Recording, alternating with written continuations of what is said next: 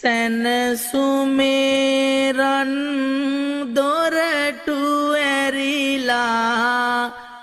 ලෝ සතුන් සිත් සිසිල් වේවා සියලු දුක් දම් නස්සිඳේවා දහම්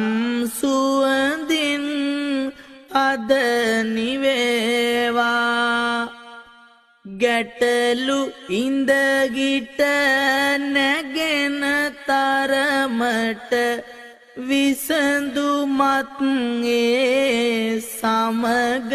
ඒවා සමාදානය සිසිල පැතිරි ලෝක සාමය උදාවේවා